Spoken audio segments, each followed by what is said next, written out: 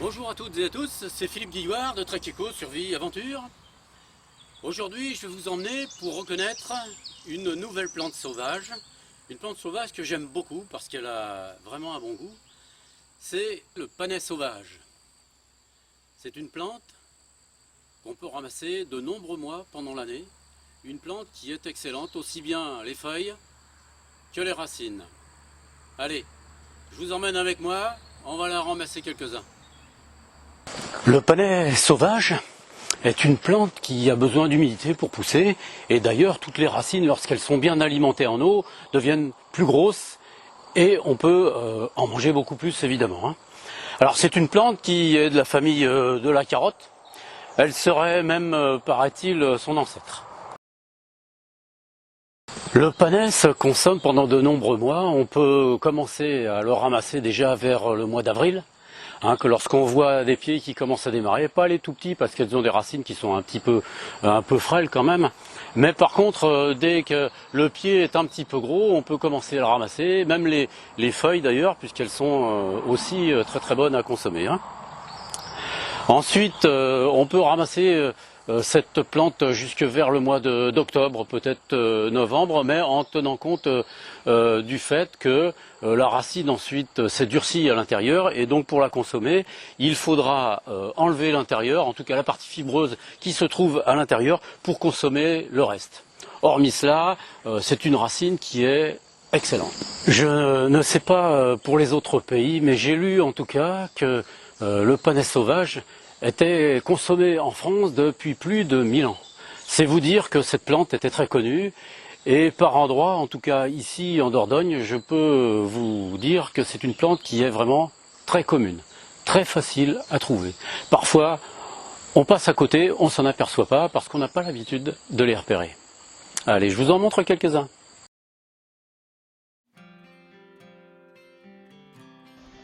Voilà, nous sommes dans la campagne, j'ai pris un petit chemin au hasard. Regardez là. Voilà, ces feuilles légèrement ovales sont panais sauvage. Ah, regardez ici, ces petites feuilles ovales.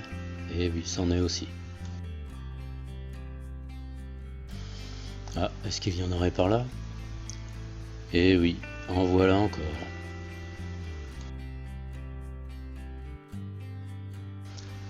Bon, est-ce qu'il y en aurait d'autres? Ah bah oui, en voilà encore. Décidément. Et si j'allais par là-bas voir?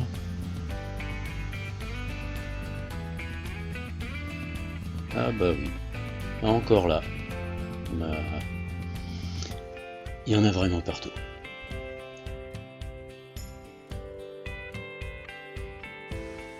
Regardons-les de plus près pour les ramasser.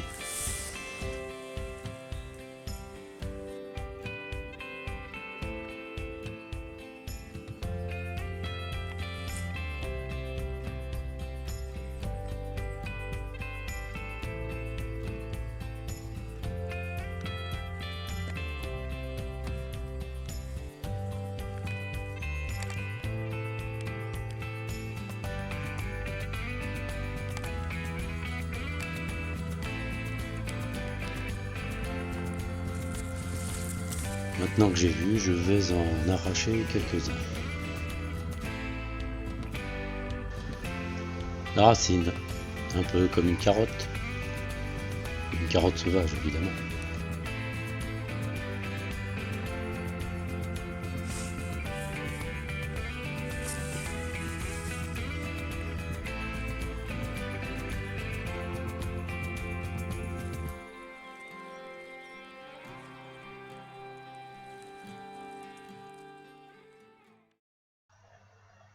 Notez ici, en été, comment les panais sauvages montent pour faire les fleurs qui produiront les graines ensuite.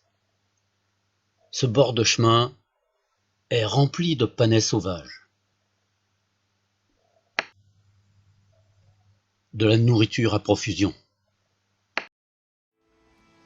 Je choisis le meilleur de chacun des 3 pieds que j'ai ramassés, aussi bien dans la racine que dans les fans. Parce que tout se mange dans ce légume sauvage. Il faut les laver.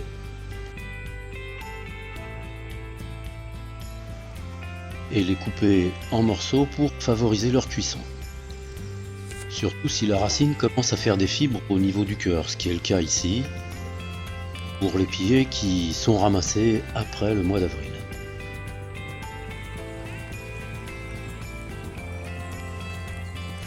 On fait bouillir une trentaine de minutes. Voilà, c'est cuit, prêt à être présenté et mangé. Mon plat est prêt. J'ai mis de l'huile d'olive, un peu de sel. Voilà, donc ici on a les fans du panais. Ici on a les racines. Alors, j'ai fait exprès de cuisiner des panais du mois de fin mai, début juin, parce que ils sont réellement un petit peu durs à l'intérieur. Si on peut les manger à cette époque de l'année, on peut les manger forcément quand ils sont jeunes, parce que là ils sont vraiment très tendres, quand ils sont jeunes et après encore. Alors la partie, vous voyez, il y a juste une partie fibreuse qui se trouve dans la partie centrale de la plante qui est un petit peu dure, mais pas l'intérieur. Donc l'entourage de la racine est tendre et le cœur de la racine. Il y a juste entre les deux une petite couche. Vous voyez? C'est très très bon. Alors au niveau du goût, c'est un goût mélangé de carottes et d'artichaut.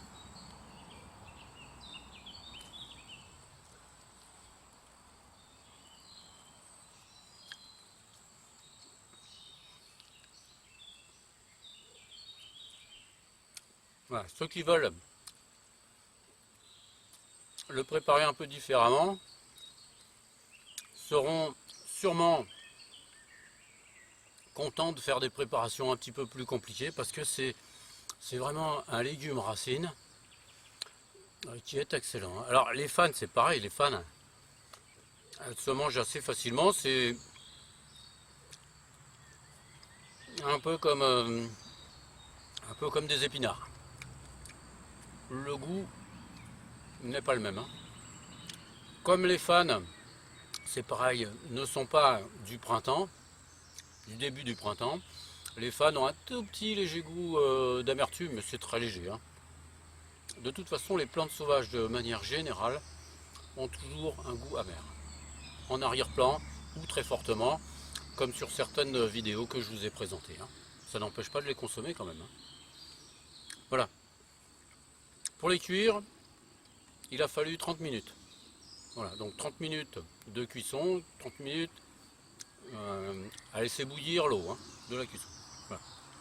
Bon, c'est une plante qui est très énergisante, qui travaille surtout l'énergie de la loge rate-pancréas, donc qui favorise le dynamisme global de l'organisme, et elle travaille aussi sur le cœur de manière indirecte. Voilà. Bon,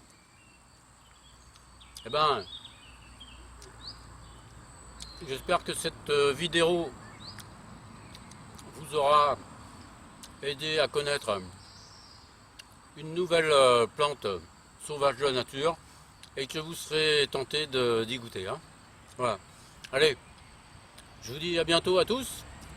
Bon trek et puis à bientôt dans une prochaine vidéo.